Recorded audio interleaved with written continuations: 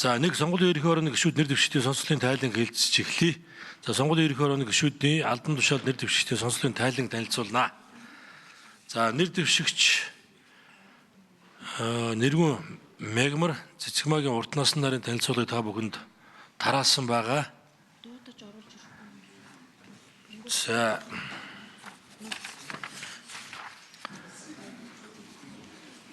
байнгын орооны дарга эрхэм гишүүд За байнгын орооны эрхэм гишүүд сонгуулийн ерөнхий орооны гишүүн нэр дэвшигч нартай хийсэн нэр дэвшигчийн сонслыг сонгуулийн төв байгууллагын тухай хуулийн 4-р зүйлийн 4-2 дахь хэсэгт хорооны гишүүний 5-ыг улсын их хурлын төрийн байгуулалтын байнгын ороо 2-ыг Монгол улсын ерөнхийлөгч 2-ыг улсын дэд шүүгт төрийн жинхэнэ албан хаагчдаас санал болгосноор улсын их хурл нэр дэвшигчийн сонсол хийж 6 жилийн хугацаа томилно гэж Монгол улсын их хурлын хяналт шалгалтын тухай хуулийн 30 дугаар зүйлийн 31-ийг дэх заалтад сонгуулийн ерөнхий орооны гишүүний албан тушаал томилуулахаар улсын их хурлд санал болгосон нэр дэвшигчийн талаар томилгооны сонсголыг хийхээр тус заасны дагуу Монгол улсын их хурлын хяналт шалгалтын тухай хууль заасан нэр дэвшигчийн сонслын үе шатыг баримтлан дарах ажиллагааг явууллаа.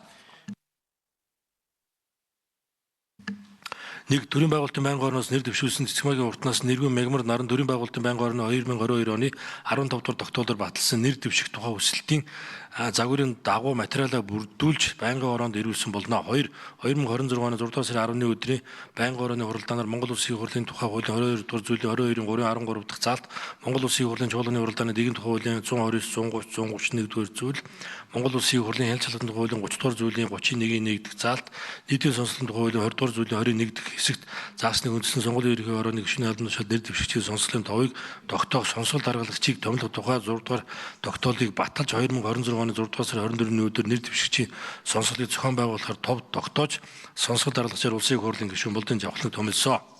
3. Сонсголын бэлтгэл хангах хүрээнд нэр дэвшигчийн мэдээллийг улсын их хурлын цахим хуудасд буюу парламент цэг эмээнд байршуулсан.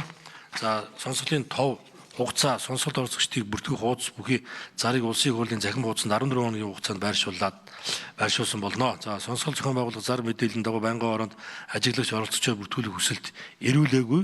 За 4. 2026 оны 6 дугаар сарын 24-ний өдрийн 10:00 цаг төрийн байгуулалтын байнгын ороонд сонсголд улсын их хурлын гишүүн Жавхлан, Алтан гэрэл, Бат Эрдэнэ, Болормоо, Бямцогт, Батчаргал, Баярмаа, Ганбаатар, Ган Төмөр, Даваасүрэн, Дорчаан, Зүлбухаар, Лодоо самб, Мөнхбаатар, Одбаяр, Бөрөвдөөш, Туван, Ундрам, Чойжсүрэн, Шижир, Инхбаяр, Инхтуян нар буюу байнгын орооны гишүүдийн олон хурлцсан ирснээр эрс бүрдэж нэр дэвшигчдийн сонсголыг зохион байгуулсан болно.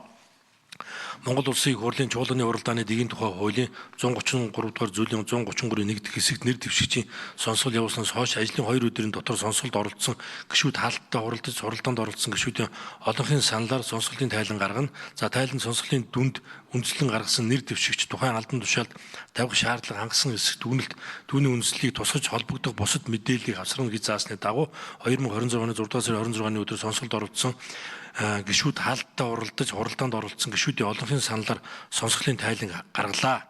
Нэр дэвшигчийн сонсголд оролцсон гишүүд хаалттай хуралдаж нэр дэвшигч Цэцгмагийн уртнаас нь нэргүүн Мегмар нарыг ажлын хэсгийн тайлан ирүүлсэн материал болон сонсголын үр дүнд үндэслэн сонгуулийн ерөнхий орооны гишүүн тавигдах шаардлагыг хангасан гэж үзэн хуралдаанд оролцсон гишүүд санал нэгтэйгээр дэмжлээ.